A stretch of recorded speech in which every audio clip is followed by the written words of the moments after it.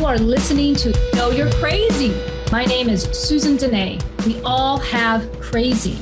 What separates us is how we choose to deal with it. I'm going to be delivering engaging and actionable tools to own your crazy, treat your crazy, and turn it into your own superpower. I hope that you walk away from this show feeling the power and strength within you. And never forget to enjoy your journey. Hey everyone, welcome to the Know You're Crazy talk show. My name is Susan Denee, and I am talking about emotional recovery in the raw. Today's episode is all about relationships, and I'm talking about intimate relationships primarily, although we will be covering a variety of different types of relationships that we do engage in life. You know, I just got to tell you, I'm sitting in a hotel room. I'm live from Nebraska, North Platte. I'm here visiting my mom. My husband's in the room with me this evening, and what appropriate timing. I kind of ran by him. I'm like, I'm going to be talking about us a little bit, or are you okay with that? And we had to reach an agreement. And although I figured I knew the agreement, I wanted to speak about that agreement to him. And why would I speak about that agreement to him was to make sure that we were on the same page and I didn't just take the lead, assuming I thought I knew what was okay. Why am I passionate about agreements today? I'm passionate about agreements today because, there's something Carl Jung, he said that in one of his books he wrote, in order to help people, you must be inspired by those you are helping. And I recently have had the opportunity to coach a couple, and they are inspiring to me. Their willingness to talk about the relationship. They're doing it early on in the relationship. They're getting things out on the table that they both have acknowledged might be a little bit uncomfortable moving forward. And they're bringing this vulnerability and this honesty and this grace up front before the relationship takes off. One of the very first things that when we sat down to talk was I got out on the table agreements. And there's all kinds of agreements that we make with those in our lives. And to start out the show, I'm going to be talking about 3 key agreements. We've got spoken agreements, we've got silent agreements, and we have assumed agreements, which I guess kind of falls in the silent agreements. But let me give you a couple examples. I'm going to start out with assumed agreements. Like, for example, you and your partner, or you as an individual, if you're single and you jump into a relationship, you might just assume the other person and you both agree that a roof over the head is a good thing. Natural need. We talk about shelter. That might sound a little trivial for me to be talking about that, but that would be an assumed agreement. You both assume that a roof over your head is a good idea. Therefore, you never have to talk about it. It's just an assumed agreement. Another assumed agreement might be that you start dating someone, or you're in a relationship that's been going on for a while, and it's just assumed that you both like spending a lot of time together. That's an assumed agreement. There may not have been a previous conversation about how much time that is. It's just an assumed agreement. Maybe another assumed agreement that would seem like common sense is that you both agree that a sense of humor is a good thing to bring to a relationship. It brings a sense of lightness to serious situations. Common sense, it would seem, if we all sat down in a circle and said, what do you think about a sense of humor in a relationship? We would all agree that that is a good idea. It's an assumed agreement, not necessarily talked about. Those type of agreements, those examples I just gave you, they're pretty non-threatening agreements.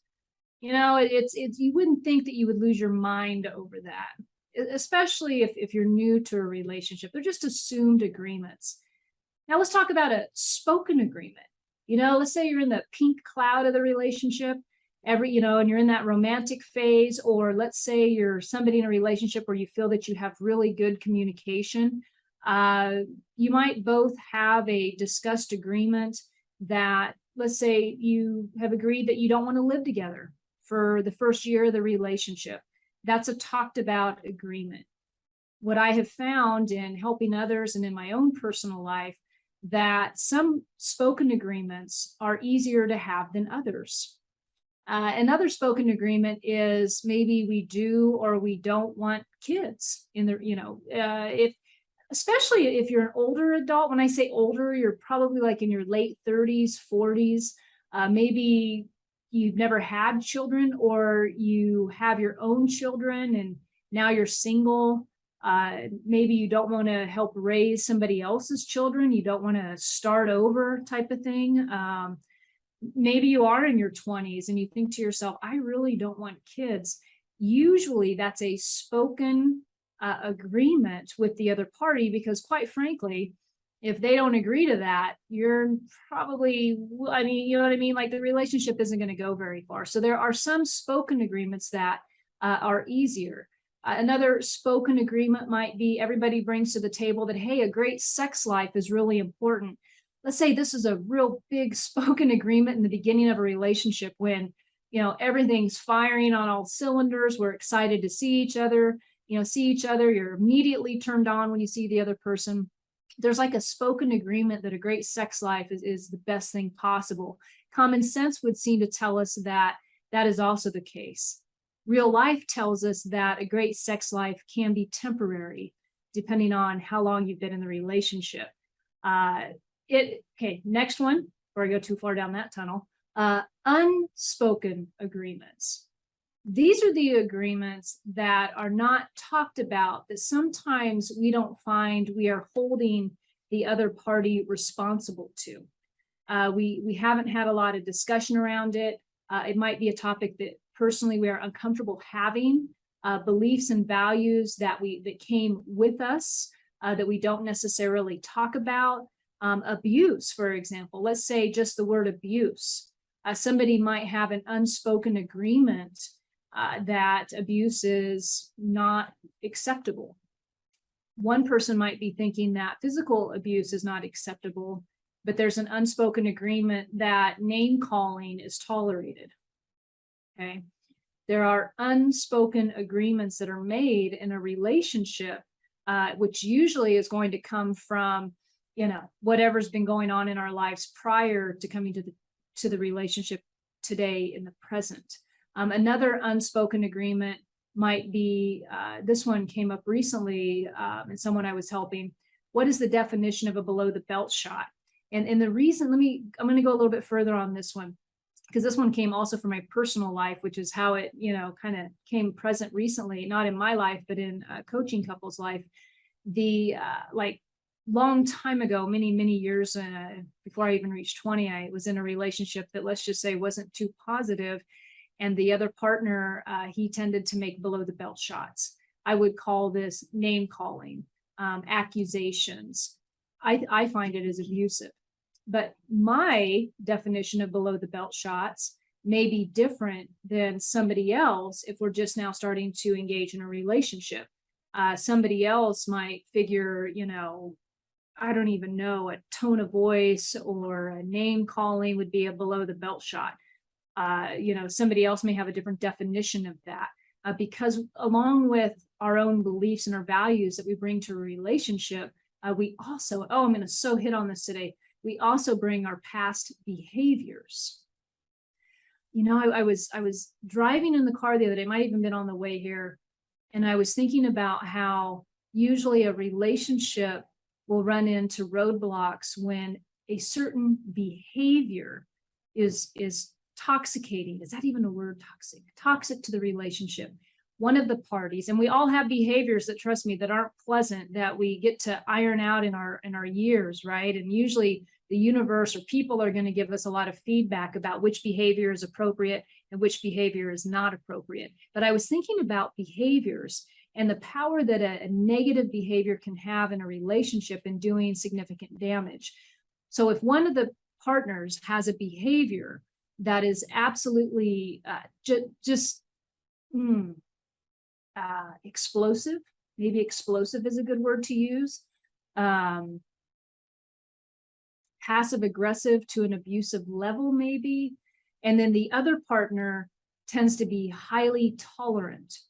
Sometimes there's an agreement that's going on, and the agreement is this: the person with the explosive behavior may have, there's an agreement that, silent agreement that my explosive behavior is not healthy, but it's just me. So I'm not going to talk about that, because if I talk about that, it would mean that we'd have to actually look at me and this behavior. And really at the core, it's quite embarrassing. Okay. Explosive behavior impact on the other person. Their silent agreement in that would be, if I point this out, will this person go away? If I point, or the silent agreement is, I just need to learn how to deal with this. And once I figure out, it's not, nobody can make me feel this way. I'm responsible for my own feelings. So therefore, I don't really need to talk about this. I also like to call that avoidance. So I was thinking about behaviors in relationships and how they impact our partners. Sometimes, whether the agreement is spoken, unspoken, agreed upon, or whatever, there is a behavior that's really impacting the relationship that needs to be addressed. And that agreement is lying in the in-between lines of that. Okay. So what got me started on this agreement? So I'm working with this inspiring couple. They're doing the type of deep work with one another where they're really having to get honest and talk. And they're in the beginning, there are sometimes surface agreements that we make. Like for example, one partner may want to spend 24 hours a day, 7 days a week together, right? This will also say can be very characteristic of a couple who's getting together in their later years, right? So they've established a lifetime of patterns. They've established a lifetime of routines. They brought friendships into the relationship, family relationships into the relationship. They have their own routine. They might be in their own path with their own dreams, their own passion. As we get older, sometimes, you've heard the words midlife crisis. I like to call it a midlife awakening, where we realize that the old values and beliefs that we've been carrying with us are no longer serving us. So one partner, especially if the dating scene is starting later on in the years, we're bringing all of that. So one partner might be really in the midst of having this beautiful relationship come into their life, but they're also having a midlife awakening. And so the agreed upon time spent together ends up being on different pages. And so and I'm going to wrap this up before we go to break real quick, or I go to break, but the real agreement then that can be unspoken over a period of time is how much time we spend together. So what would happen if it's not talked about? What would happen if it was just assumed? Okay, let's get into the silent assumptions. It was just assumed that because most people label a healthy relationship as wanting to spend a lot of time together, that there's a belief system that we're not talking about, or the relationship is not talking about. One person wants to spend 24/7 together, and the other person wants 50% in the relationship and 50% in their personal time, but it's never talked about. What happens? You end up having a silent agreement, and there's emotional pressure on both ends, and there's resistance. One constantly feels rejected because the other one doesn't always want to hang out. The one who doesn't always want to hang out 24/7 starts to feel imposed upon. My personal time's being impacted, but nobody's talking about it. I'm going to leave you with this question before I go to break. If you are in a relationship right now and you are feeling any sense of challenge, and it doesn't have to be a lot of challenge. It might just be something that you're finding some irritation with your partner on a regular basis. It's not, when I say regular, maybe it's 2% of the day. It's not 100% of the day, but it's consistent irritation. The question for you, is there a silent agreement that you and him, or you and her, or her and her, I don't care, are making in the relationship that is causing the irritation to continue on a regular basis? Is there a silent agreement that's going on that's not being spoken about? You might have to dig a little bit deep to get to the bottom of that. But think about it, because when I come back, we're going to be going into the next phase of the show, where how do we discover the agreements? What do we do with the agreements? How do we have appropriate communication with our partner? And all of the good stuff that comes from that. All right, so we will be back. Please join me. This is the Know You're Crazy talk show. My name is Susan Denee. We are talking about love agreements and how to have a satisfying love life and intimate engagement. Be back.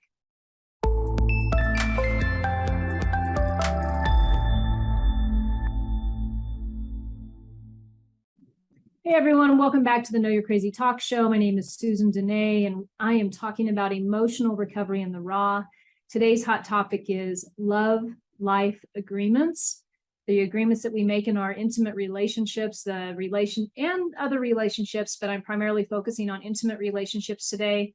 In the first part of the show, I was sharing about the 3 different types of agreements that we make, agreements where either they're silent agreements, they're ones that the couple have created. It's causing rift in the relationship, but no one is really technically acknowledging that there's been an unspoken agreement, because that's not what we would call it. That's not what we would call it. We would just go day in and day out and feel miserable or overly responsible for a behavior or in denial of a behavior that's toxic to the relationship. We would just go on and on and on about it, and we don't really realize it. And honest, I truly believe that each party in that is doing the best they can. I do believe that. So there's silent agreements. There are spoken agreements. For example, you get in the relationship in the very beginning and you have this fantastic conversation about the future, and a spoken agreement is both parties agree that they don't want children. That's a pretty big agreement to get out on the table in the beginning of a relationship. That would be a spoken agreement. Another spoken agreement might be that a sex life should be awesome in a relationship. In the beginning of the relationship, that's a spoken agreement. Both parties likely desire a fantastic sex life. And the definition of that sex life is where maybe it gets a little sticky, but both people would agree. And mostly in the beginning of a relationship, we talk about it more. What would be an assumed agreement? The third assumed agreement, or a third part, is assumed agreement, where, everybody just assumes a roof over your head is a safe thing. Everybody assumes that abuse is not, should not be in a relationship. Physical abuse is an assumed agreement, that's unacceptable. And yet down the line, there might be a case of verbal abuse, but nobody's calling it out, and then it gets into an agreed assumed. Anyway, we'll move on. So that's what I was talking about in the first part of the show, is the 3 different types of agreements that we can make, and I'm sure there's more. Those are just the 3 that I'm hitting on today. When I went to, right before I went to break, what I was asking you is, if you are in a relationship, and I'm going to take it a little bit further, even if you're single and you think about repetitive problems that you've had in relationships, and what I would encourage you to really focus on is how you felt about you, and also about the relationship, or how, and if it's a present relationship for you, how you feel about that relationship every day. When you think about that partner, are you feeling excited, or is there always like a hindering hesitation in the background? Does not mean that there's not progress to be made if there's something hanging in the background. It's just simply a question. Do you have some of that? And if you do, then there's likely an agreement that, or a lack of agreement, that needs to be spoken about. I love it when I get inspired. And as I shared in the first part of the show, there's a coaching couple right now that's really inspiring me, and kind of got me on this talk of agreements. I also shared that I'm traveling right now. I'm out of state from my hometown. And anyway, so we're on the road, and we're visiting. We're in Colorado at one point. Now we're in Nebraska, but we're in Colorado. We're in the Durango area, my husband and I. That was the other reason for the inspiration for the show. I love my relationship with my husband. It is very dear to my heart. We've come a long way. We've been together 14 years. It's like marriage number 3 for him, marriage number 2 for me. 5 kids between us. I mean, we have been through some discussions about agreements, and I give to you the rehabbed portion of that, not the ugly. Between that and in my own experience with coaching and working with others, I mean, that's kind of what brings this show. So we're on this fantastic vacation, We stop in Durango, Colorado. We're in a coffee shop because although we're sober, we love our coffee. And I come across this book. I'm going to switch over to make sure you guys can see it. So I'm talking, I had already scheduled the show and what I was going to talk on. And I look over on the bookshelf, and this is where I just love the way the universe gives back to me. And I see this book, and I love to give credit where it is due. And these three doctors, Linda Anderson, Sonia Banks, and I think that says Michelle Owens, are talking about silent agreements and how to free your relationships of unspoken expectations. How powerful is that? So when I start getting inspired to talk about, all these different types of things, this book right here is an excellent reference tool. And so I like to show that to you in case this is something that you would be interested in reading to helping yourself along. And I don't like taking credit or saying this is all, natural. I believe anything and everything that we give back to others has been downloaded to us, either through life experience or education. And we're just simply here to give that back. Okay, having said all of that, so how do we get into agreements in the first place? A lot of times, if we're hitting a bump in the relationship or we're experiencing some level of dissatisfaction, and it doesn't matter if it's in the beginning of the relationship or if it's in the mid or in the end, a lot of times what's happened is we are bringing and most of you know this, we're bringing our past experiences or our past, childhood experiences all to the table of this relationship. And that is also why, whether or not the question before the break was, are there any agreements that you think you're making on a silent level with your partner that hasn't been talked about? And the reason why this can be challenging for some people to acknowledge is because it's a habit. It's an agreement habit. We don't even realize that we're doing it. We've been carrying this agreement around with us for years. Sometimes we're wondering, why is this not working? I was talking to another person I work with, and she was saying just yesterday on the phone, she said, I need a spouse who's going to not be a doormat. I need someone who's going to stand up, because the person I was talking to is a very powerful woman. And when I say powerful, I mean, she's decisive. She's got a lot of energy. She likes to move forward in life. And so she was just stating how important it was for her to have a partner who is also like that. So there's an agreement between the couple as far as how one wants to be treated and how the other one shows up. And so they openly communicate and have this satisfying experience with one another. But they're bringing that into the relationship. Sometimes when we're bringing into the relationship, we don't even realize unspoken toxic agreements that we've made. The clue to that, if you want to know if you've got one going on, there is a topic with your partner that you are feeling unhappy about, but you're not talking about it. You're avoiding it. And there's all these reasons why you're avoiding it. I was sharing with my daughter the other day. She had a challenging situation come up for her, and she was afraid to address it with the individual. And what I told her is what I'm going to share with you is, when we're communicating with other people, whether it's our spouse, our bosses, our friends, it's really important to find our voice in that. It's not necessarily always, in fact, I would say 99% of the time, it's not about how they answer that communication.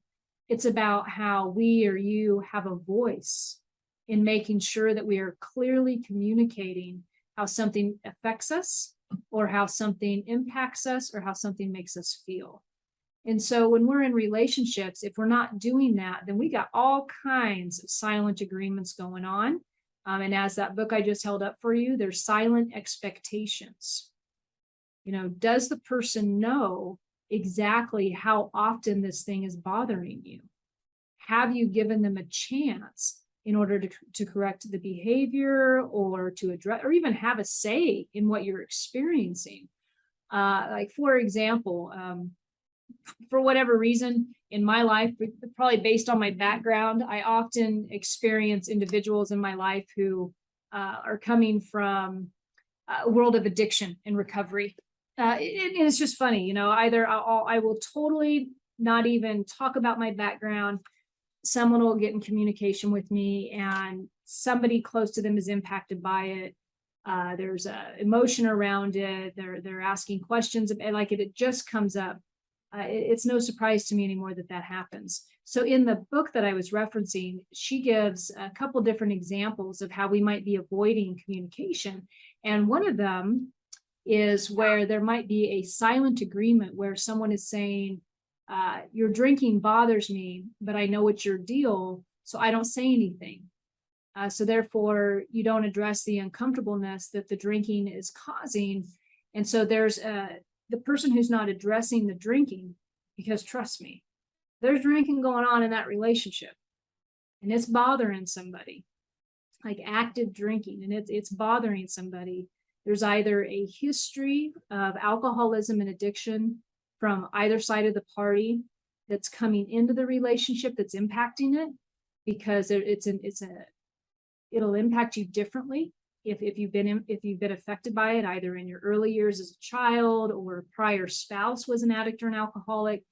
It impacts the relationship. It impacts it so much with alcoholism and addiction that the person usually who's feeling negatively about it, the majority, like it's not fair. This is not fair to me. Your drinking or your using is impacting me and it's not fair. They also tend to be silent on it. There's an agreement going on in the couple. The one who's actively drinking or abusing or doing whatever has an agreement that we just don't talk about this. I'm just going to keep holding this behavior. I'm just going to keep behaving like this because if we talk about it, I'm going to have to do something about it. And any addict or alcoholic knows we don't want to do anything about it when we're in our cups. That's just the way that rolls. Selfish, self-centered, we know the role. Where the other person who's being impacted by it also doesn't address it because they might have false stories. They're telling themselves that if I talk about it, they might go away. Maybe the addict or the alcoholic is the moneymaker in the family. Or if I talk about it, the kids aren't going to have another parent raising them and I'm going to be left on my own. Or if I talk about it, why should I have to talk about it? It's not my problem. So there's a silent agreement that's going on between the parties that they're not even aware of. And it's tearing the essence of the energy and the love possibility out of the relationship. So the individual growth of each partner is unable to move forward because they are each held by this toxic silent agreement that's going on. We don't want to talk about it, right? Another example would be partners coming home late. It's out of the routine, but they keep coming home late. One partner starts to think you're cheating on me. The other partner knows their behavior is unacceptable, but they keep doing it anyway. Maybe they are cheating. I don't know. One partner, so here's the silent agreement. The partner who continues to come home late and never wants to talk about it or give reasons where they've been or given the respect to the, anything like that. That silent agreement they're making is, well, if I talk about this and I have to come truthful with this, the relationship may end or I may hurt the other person. I don't want to, the stories that we'll tell ourselves, right? Where the person who's tolerating the person coming home late is also afraid to address it. So they just stay quiet for fear of what if they're wrong? What if they're not cheating? And now I accuse them of that. And so now you've got this dynamic that on a day-to-day basis is impacting the relationship and nobody's talking about it. So we have an agreement. It's a silent agreement that we're not going to talk about this, but it's really ripping this relationship apart. And it's day in and it's day out.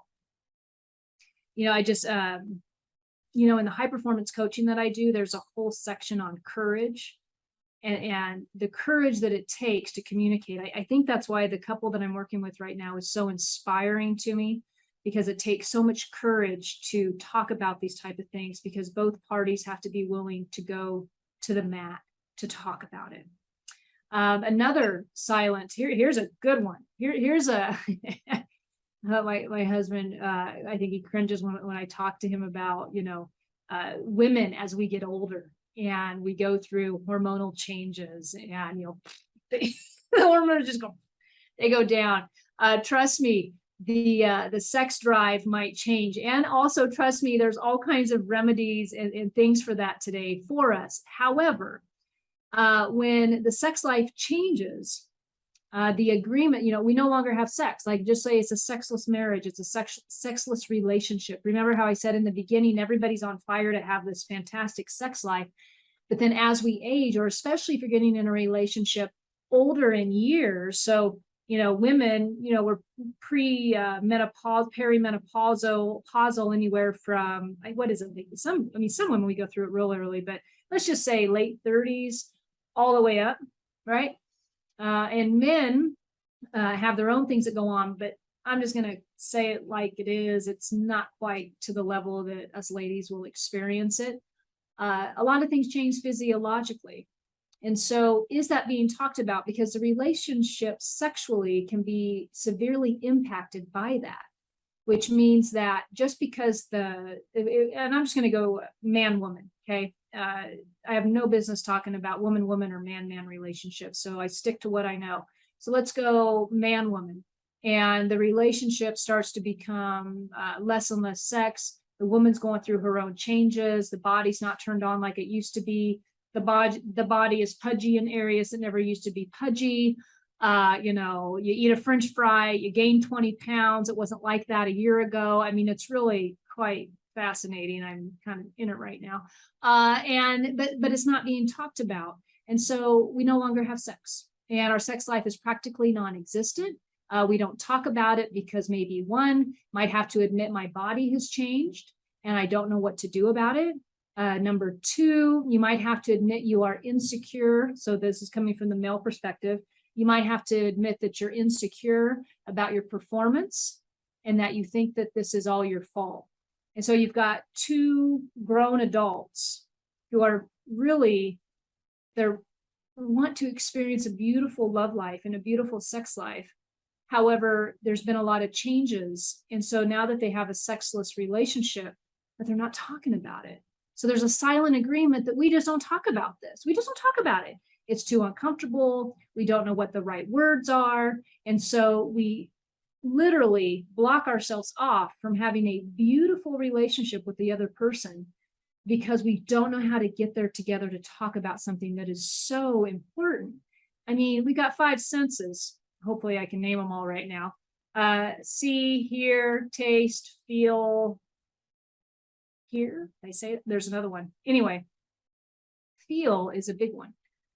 Being able to touch the sensuality of another person and having that in our lives. And the definition of sex is another agreement that needs to be made. It might be different as we get older. So, but those are the type of agreements that either have become silent agreements in the relationship that we weren't planning on, but now they're alive and well and they're living and we don't talk about it and we're wondering why we're miserable. And so, okay, so we got that. Okay, so those are some of the silent agreements that we can come across. And so if you're wanting more on that, some of those examples, I paraphrased a little bit, but are coming from that book that I just talked about. Okay, so how do you begin to reframe your relationship? I really love the word reframe. I started I think I came across that. Somebody brought me that word. It's trendy right now because, I love law of attraction stuff, but once you start seeing it, it just starts coming. And to reframe the relationship. So let's say that you've been in a relationship with someone for a while and you're wondering, how do I reframe the relationship? Well, first of all, it's not how you reframe it. It's how do we reframe the relationship? First and foremost, I think it's important that each person, that somebody brings it to the table. Do you ever have a relationship, or maybe you're in a current relationship where one complements the other, and honor that about one another? Honor how each of you emotionally respond. And this part of the show, I really want to engage on. So when's the last time you sat down with your partner and you figured what the possibilities were for each other and for the relationship? I had a woman one time, she was talking to me about her daughter and a different culture, this family, and she had a different belief system and different values.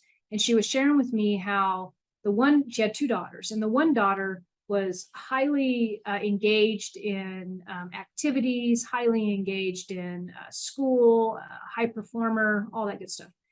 The other daughter was just like, hey, I'll be home when I want to be home.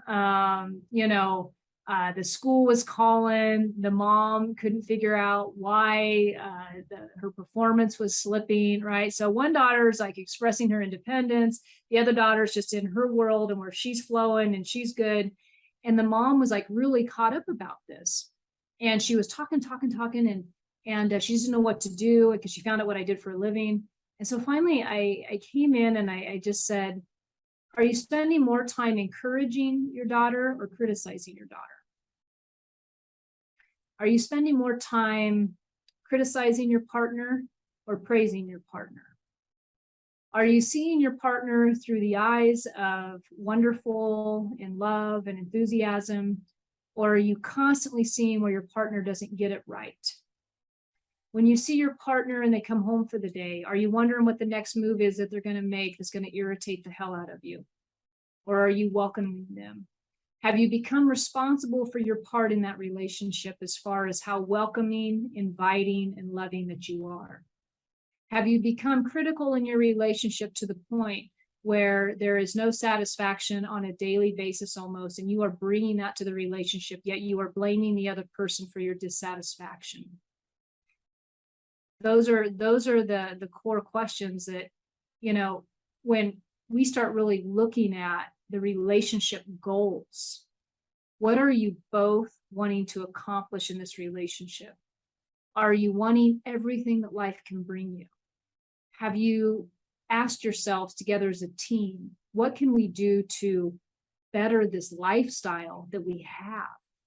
I've shared this many times on the show. We come into a relationship with another person in hopes that everything we do, everything we choose to do, by the way, is so that we feel better as a result of doing it. You've probably also heard that said or had heard me say it, that everything we choose to do, we choose to do it to feel better. Just think about it. Everything you do in an effort to feel better. I don't care if it's you drink, you smoke, you drink coffee like me, decide to go out and do a podcast. Maybe you're posting to TikTok. Maybe you're cleaning up the house. Everything you do is to feel better. Yet for some reason, we can have a tendency to get into a relationship and forget that. So instead of as a team coming together as two confident adults who were in love in the beginning or who have decided to date for a period of time, to come together and acknowledge as a team, what can we do to raise us to the next level? We as human beings can have a tendency to sit back and say to ourselves, what is this other person not doing well enough for me? Or how could they ever look at it that way? And if we're not careful, because I'm not saying it's not natural to go there. Trust me, I told you, you're getting the rehab version of my husband and myself in our 14 years of growing together. But I will tell you this, if you are doing that and it has gone to the point past the expiration date, like it's a habit of thinking, it will be a challenge. And so those agreements that you've made have to be refurbished.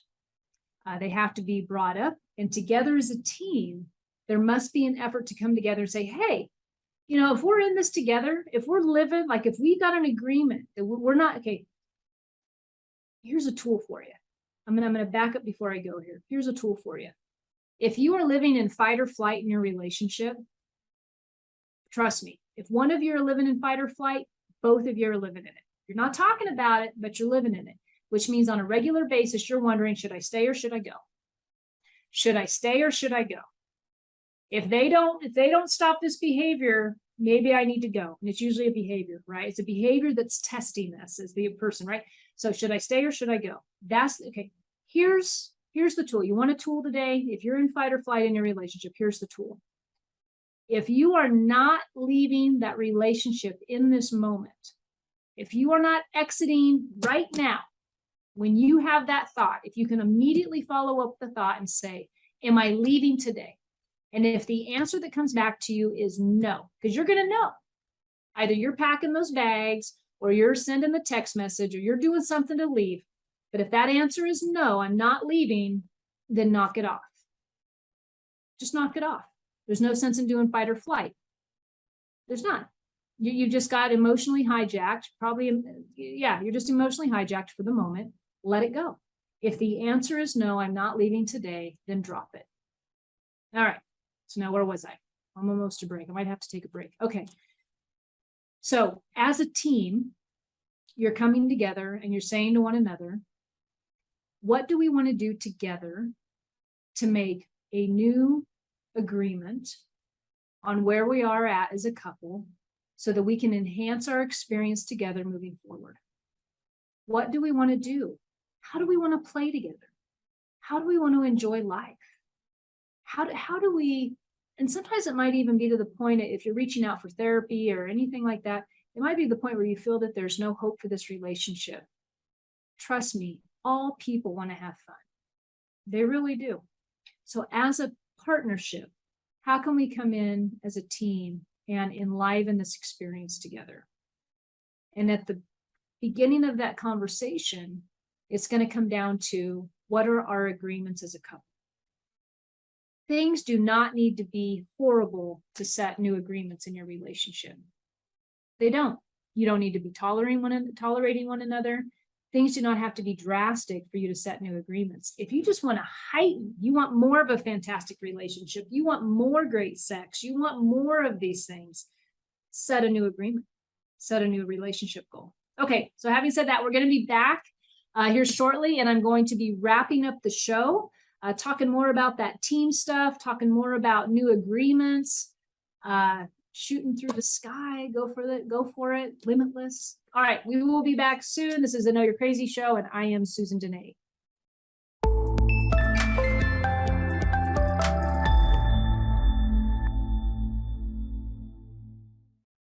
Hey everyone, welcome back to the Know You're Crazy talk show. My name is Susan Denee, and I am talking about, well, I'm always talking about emotional recovery in the raw. Today we're talking about love agreements, having a fantastic relationship with your partner.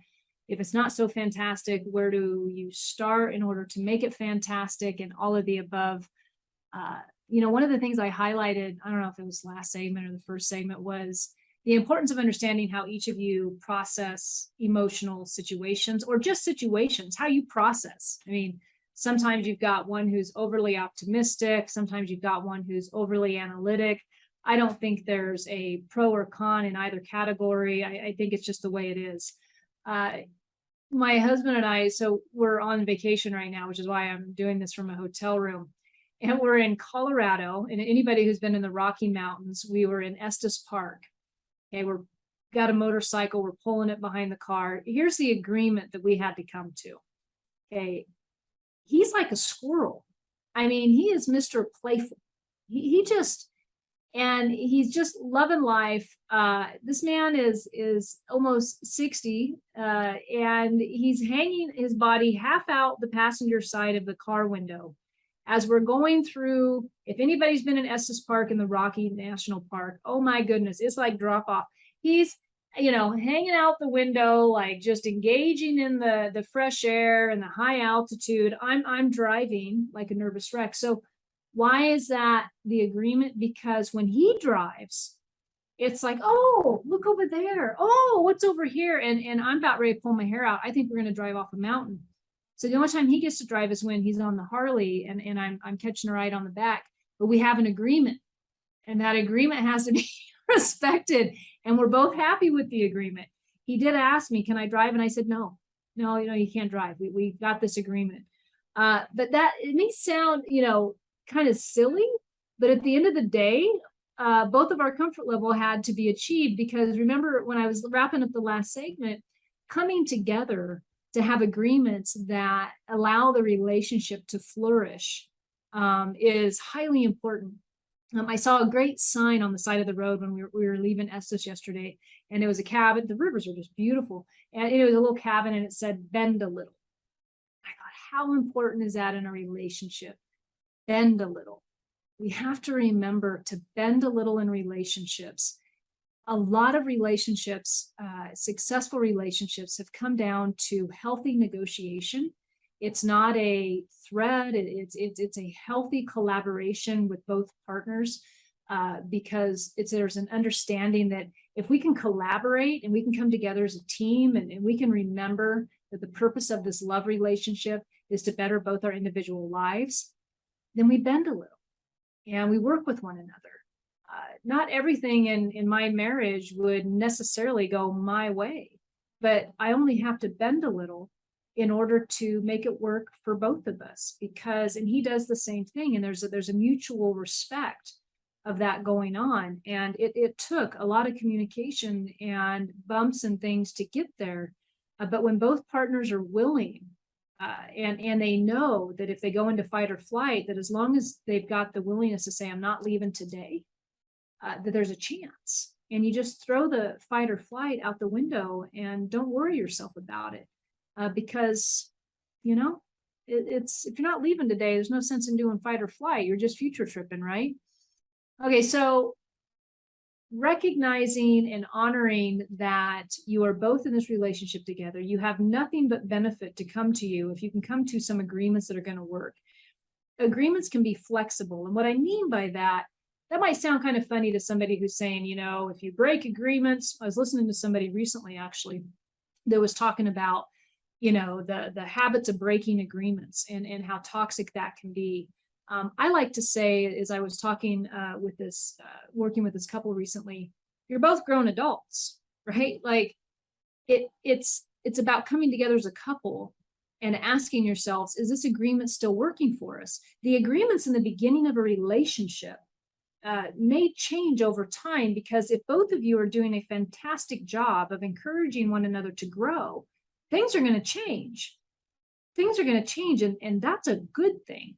So coming back to the table and saying, are there new agreements that we need to make with one another about these topics?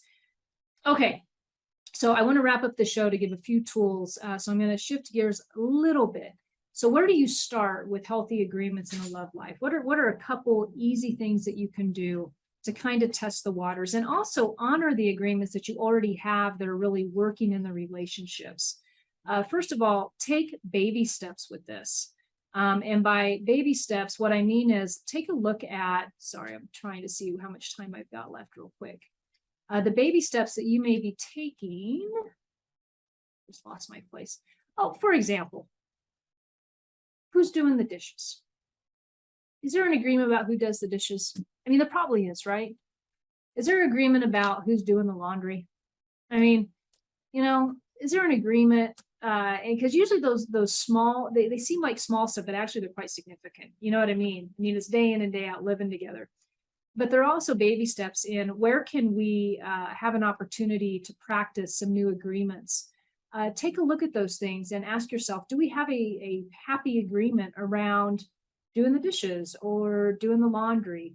And I'm not saying that there's not some flexibility that has to be involved, but there are agreements that you're already making in the relationship. If you're in the relationship and you haven't left yet, then there are some successful agreements. I encourage you to find those successful agreements and honor them and acknowledge it. It's like when I was asking you the questions, are you encouraging the relationship, or are you constantly dissecting the relationship? When you see your partner do something that you don't agree with, are you constantly in a negative mind state and ghosting it? Like kind of, oh, it's just this, but it's always coming around, things like that. So if you've got agreements that are working in the relationship, honor them. If you're having a hard time figuring out what agreements have worked for us and which ones are, working now, or think in the beginning of the relationship. Think about when you two have fun together. And if you haven't been having fun together for a while, think about what you used to do to have fun together, and what type of agreements were at the table that were making that possible for you. I'll wrap. I'm going to start wrapping up with some of these thoughts. So one of the cool things about a recent experience with a pair that I was working with was the honesty in which they brought to the table some things that really were deal breakers. If you've been watching my show for a while, I did a whole episode on deal breakers. You can find it. It's probably on my YouTube channel. But there was a conversation about deal breakers that really needed to be talked about what someone was willing or not willing to do around certain belief systems. And it was really powerful, and it was said in a respectful way, and it was in a dignified way to the other person. And then the other person got to acknowledge how they felt about that, and maybe did they have to acknowledge some of their own hindrances around this thing that they were talking about. And the one partner came to a session one day and said, I don't even know, I almost didn't come today. Like I didn't want to be here today. And they said, but I'm paying you. And I didn't know if I'd get my money back. And I chuckled and I said, that's why coaching costs money, because when you want to get out of it or you don't want to do the work, sometimes you're on the hook for an agreement you made and you got to hold to that agreement. And if you hold on long enough, the fruit will be there. I guarantee it. So for today, ask yourself, what successful agreements do you have in your relationship? How would you like to enhance your experience together? Does it need enhancement? Do you have silent agreements that are being made, that you've made, that you're not talking about? Is your partner aware of silent agreements? Is it time to refurbish the relationship and enhance it to new levels? Because I got to tell you, you're both going to benefit wonderfully if you figure it out and go to the mat and talk about it. And by all means, if I can be of service, feel free to reach out to me on my website. I'd be more than happy to talk to you about helping your relationship out. Having said that, it is a Know You're Crazy, fantastic day. And it's a beautiful day in Nebraska. I'm glad I'm here. Glad I was able to be with you folks today. Have a fantastic evening. See you next week. Have a good one. You have been listening to Know You're Crazy. Crazy. And my name is Susan Denee. We are identifying, understanding, and treating your crazy one episode at a time. Tune in to transformationtalkradio.com. To connect with me or Growth Spurt Your Life, please visit susandenee.com. That's Susan Denee, DENEE.com.